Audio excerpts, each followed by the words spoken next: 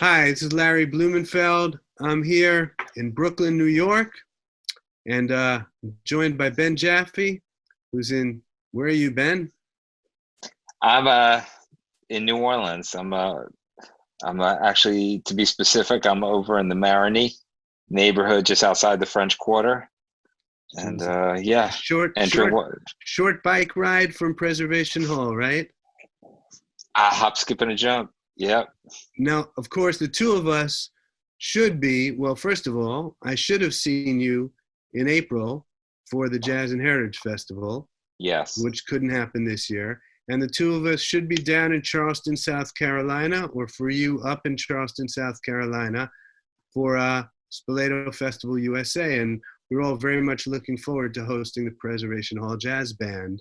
Um, we know why that can't happen either, but maybe for the Charleston folks and the festival folks, you can give them a little sense of your own history and the hall's history. You were sort of born into this, well, very precisely born into this role, right? Yeah.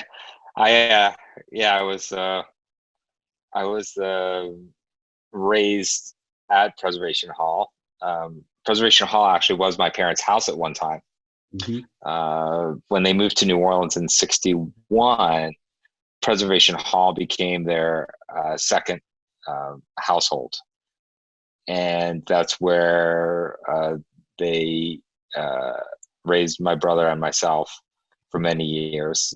So yeah, I when I think about Preservation Hall, it's very different than most people's experience. Uh, when I go there, it's as if people are in my living room listening to music, Mm-hmm. and I love that. I love that feeling. I love that feeling of sharing, of giving, of accepting. I, I think my parents created something really special there, and Alan, now we're talking about Alan and Sandra Jaffe. Okay. yeah, my parents came to New Orleans originally from Philadelphia, where they met, and they came down to New Orleans in the just before the summer of. Actually, you know what? My mom actually, she always remembers the date because it was the week that the Oscars were broadcast in '61, and my parents found uh, an old TV and brought it over to the house of one of my father's roommates from college and plugged it in and watched it at his mother's house. And that's how my mom always remembers the that first week that she came to New Orleans, was because it was Oscar week. So I get, what is that? That's like January, February, Right.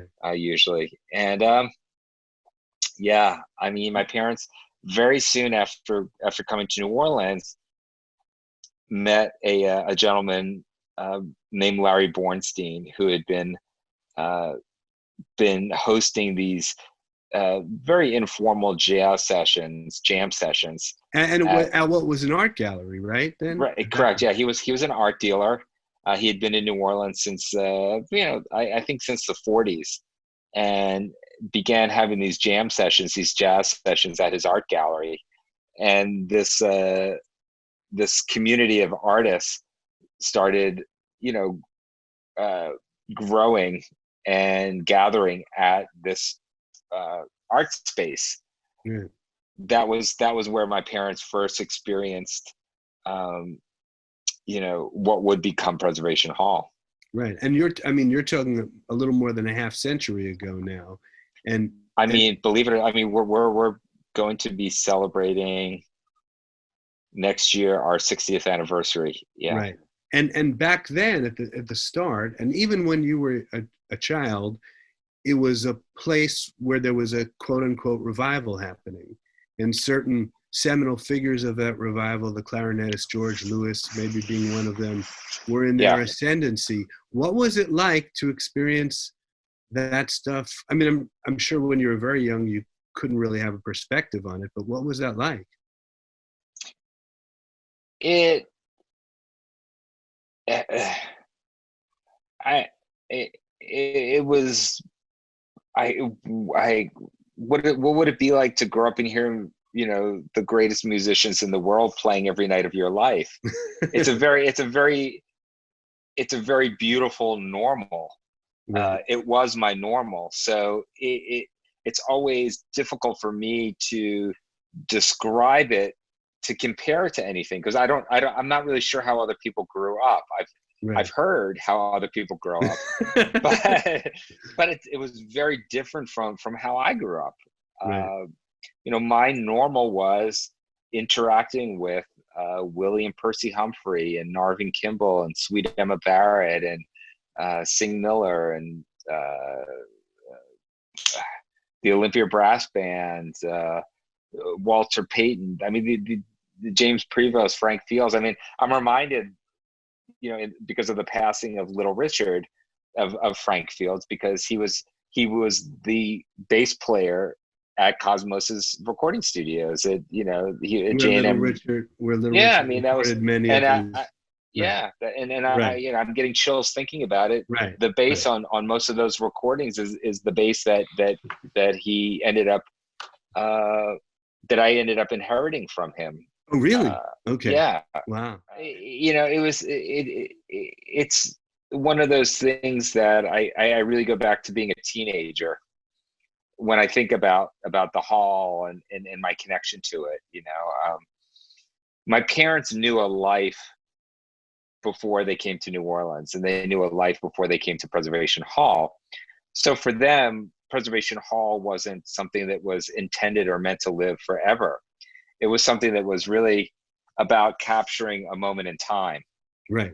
And for them, that moment in time was, you know, Punch Miller. It was Billy and Dee Dee Pierce. It was George Lewis. It was uh, this pioneering generation of musicians. You know, some who were born in the 1800s, who were still playing music. I mean, people who had actually played with Buddy Bolden, and Jelly Roll Morton, and I Right. mean, Johnny St. Cyr had played. I mean, recorded on the very first Louis Armstrong records. You know, to actually present them, that was what Preservation Hall meant to my parents. Mm-hmm. As those musicians began to transition and pass on, my parents never really considered what Preservation Hall was going to evolve into. They never really anticipated it evolving into anything. They saw Preservation Hall as a moment in time. You know, sort of like the Buena Vista Social Club, you know, which Right. a lot of people can equate Preservation Hall to, was, you know, this moment in time. And when those musicians are gone, the institution, or it ceases to be. You know, Mm-hmm. I saw it differently because I didn't know a world without Preservation Hall. So for me, the idea of there not being a Preservation Hall was unacceptable. You know, the notion that this wasn't going to be around just wasn't even an inkling. So when my parents would talk about it, and they would talk very openly about it, and to me and to my brother, I it just didn't resonate. It didn't make sense to me. I couldn't understand how they could even consider Preservation Hall not being open anymore. So now you mentioned that idea that your parents may have floated that, hey, maybe we're not going to continue to do this and there Right. won't be a preservation hall, which for you was unacceptable. And I think for anyone who cares about culture in New Orleans or cares about New Orleans music around the world, it would be unthinkable. The Right. first time I sat down to interview you was, I don't know, 14 years ago, something like that, in New Orleans. And here we were. The hall was closed. New Yeah. Orleans had been devastated by floods that resulted from levee failures after the hurricane. And I Right. think there was some existential doubt. Um, um, did you ever doubt that, the hall would reopen? You'd be back doing what you're doing stronger than ever? Uh, I I tried not. I never. I tried not to let those ideas and that thought ever, you know, enter my mindset. You know, I, I'm a very optimistic person. That's just my spirit. Uh, it wasn't that I knew that it was going to come back for certain.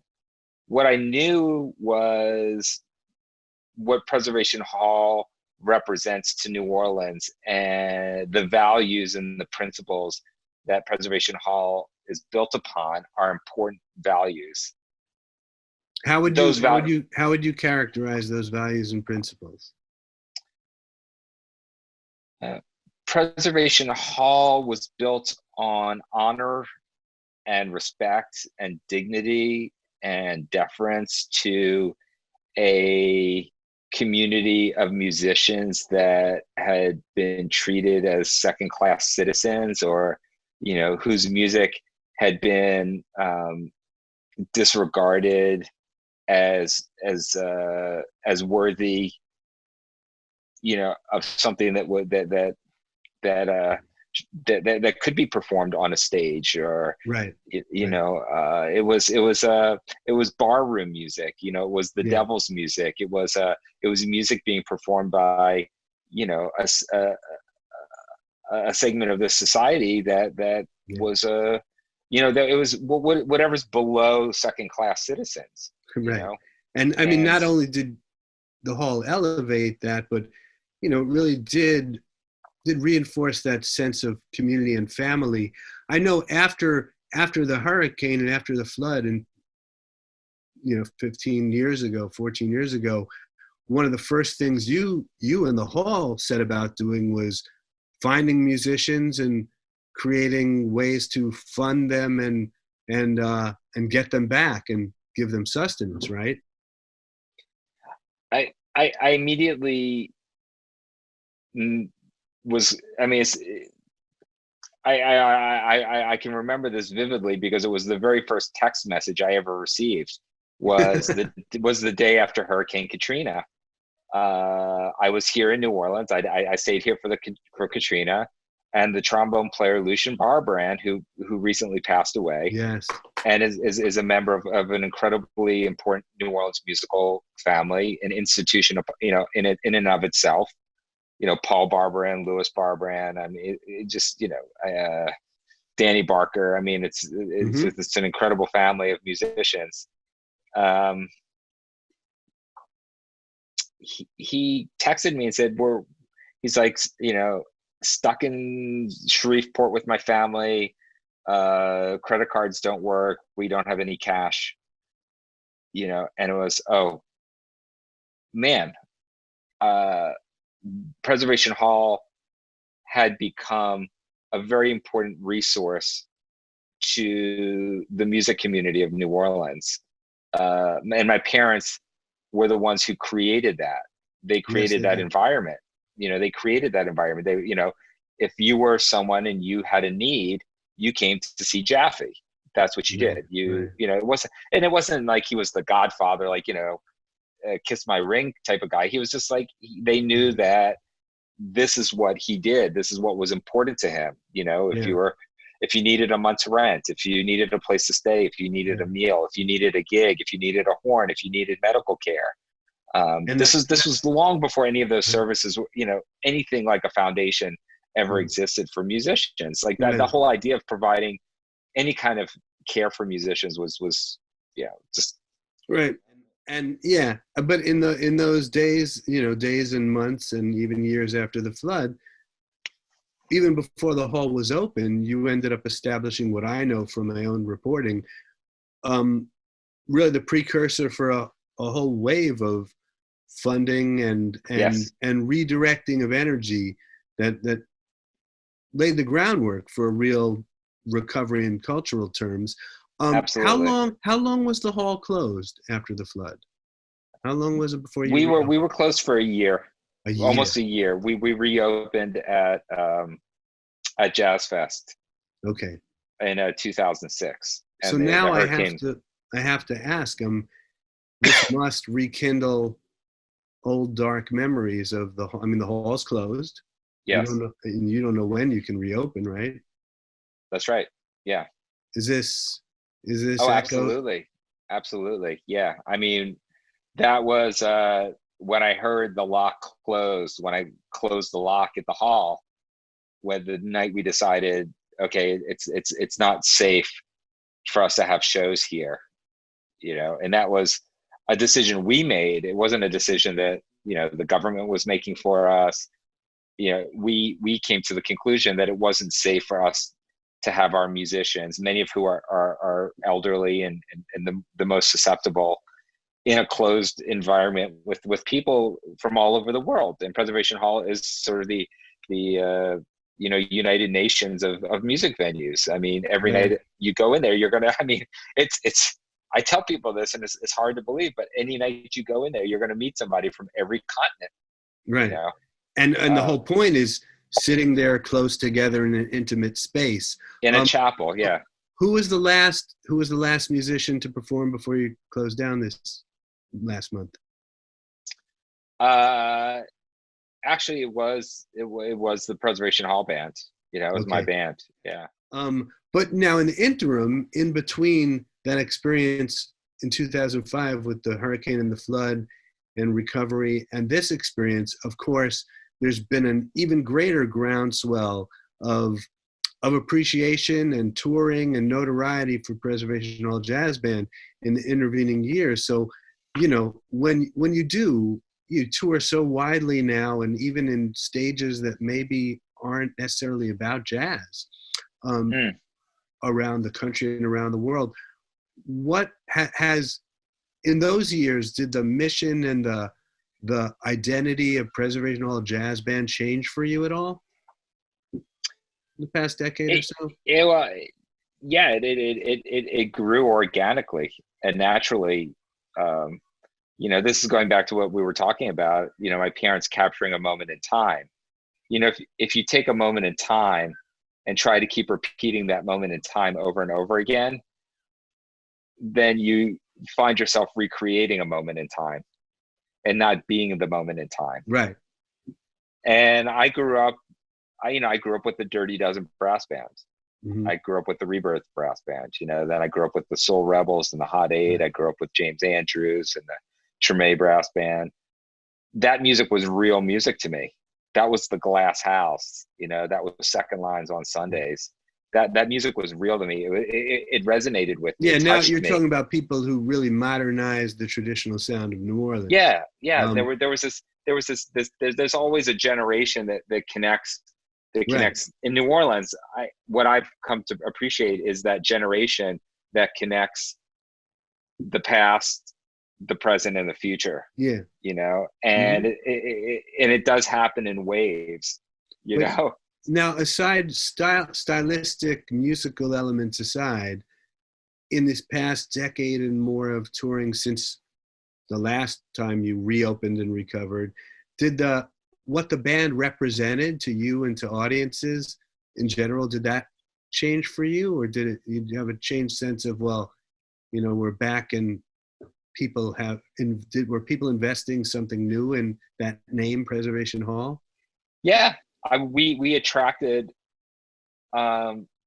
we were something that became attractive to an entire community of fans of music that maybe weren't fans of New Orleans music or New Orleans jazz. They were fans of Preservation Hall because they were fans of what we stood for and what we represented. Yet there's always present that core of what was built in your parents' day. There's some grounding in that. There's it's continuity. Yeah. And it's the continuity, for me that goes back to the source, that goes back to Africa. That's the continuity. That's the thread that holds all of this together. And since you play tuba and bass, does it also have to do with how you're holding down the rhythm in the bottom end? Oh, that's all it is. Other than that, it's just notes, If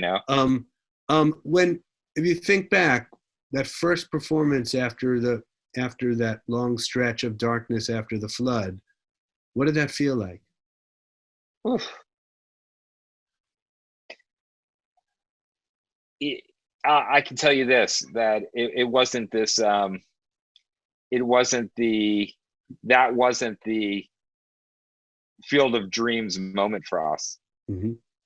you know, that was the beginning of the Field of Dreams movie. You know, that was like the first 5 minutes of the movie, that first concert. You know, it's like you open the door and wow, there's still nobody there. Mm-hmm. You know, right. And it was actually, you know, 2009. Yeah, 2009. So Hurricane Katrina, 2005. 2009, we start recording our first album with guest artists as a fund, you know, as a way to raise funds and attention for the work that we're doing and who we are. So then, you know, we go out on tour with My Morning Jacket, and that was really a turning point for us.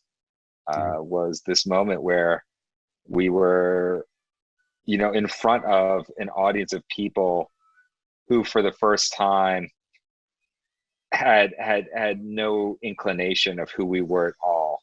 Right. And I began to really appreciate and understand the importance of bands like My Morning Jacket or Dave Matthews, or if you go back, bands like the Grateful Dead, how important it was for people like Bill Graham to put music that they like and that they enjoy and that touches their soul in front of their fans. Right. You know, how important that was, you know, how important it was to put a Miles Davis on a Santana concert, to put a Mavis Staples, you know, on a Deep Purple concert or whatever, Preservation Hall with the Grateful Dead. Like those were pivotal, big moments.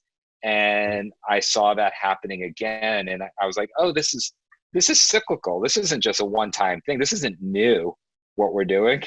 This culture, this music that is represented by so many things, including Preservation Hall, it's not just entertainment, it's not just music. I was trying to relate the idea that it really is very much tied into a social, spiritual, political, and economic reality for a lot of people, and even a sense of daily life where you grew up, right? Yeah. I mean, that's no matter what you're playing, there's that, right? With the hall, life will, I mean, I think a lot of people who won't feel like life is correct in New Orleans until you can open that gate again to your hall, right? Well, that's what I mean, you're absolutely 100% of what you're talking about. And that was something we always understood at Preservation Hall, but we never defined that. Like what you just said, it was understood, but it was never talked about and it was never defined. My parents never defined it. They never said, and all the stuff that you and I are talking about, my parents never talked about. Right. You know, they just acted. You know, they acted and they led by example. What you're talking about though really resonates with me, and I truly understood that after Hurricane Katrina. I said, what is the hall without that? You know, what if Preservation Hall's open, but the community, like the 7th Ward and the 6th Ward and the 9th Ward aren't back functioning at capacity? You know, what if those neighborhoods aren't back? Then the ecosystem isn't intact. And if you disrupt the ecosystem, Preservation Hall doesn't matter. Right. You know, then we are a museum. Right. So you the know, two go. Yeah, we're now we're talking about what was and not what is. And what's important to me is what is, and maintaining and celebrating this incredibly vibrant city and these incredibly vibrant neighborhoods. You know, that's what's important to me to protect. If you protect those neighborhoods, then there'll always be a Preservation Hall. I can't even tell you in 20 years what it's going to sound like. Right. I have no idea. Right. You know, but I can tell you but you know what it'll feel like. Of course, because I can tell you that there's a 19-year-old kid out there right now, you know, playing trumpet, you know, somewhere in this city with one of the young brass bands, maybe even at a church somewhere, whose name I don't even know yet.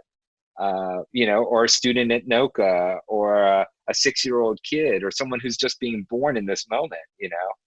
And I'll tell you, it's interesting. Wendell Brunius's older brother, John Brunius, used to tell me all the time, and he kept repeating this over and over again, especially after Katrina. He said, you know, on every corner of New Orleans, there's another Louis Armstrong Right. waiting to have a trumpet put in their hands.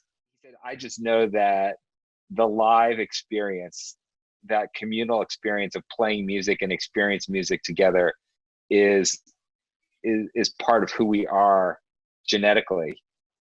So it will be back. It has to be back. Right. And of course, in your case, it is quite literally genetically part of who you are. Absolutely. It is. Listen, Ben, I appreciate you spending some time with me and with us today. Absolutely. And stay strong, stay healthy, and we will see you in Charleston soon. Okay? Absolutely. Okay. Thank Thanks, you as Larry. always. It's great to Bye-bye, talk to man. you. You Bye-bye. too.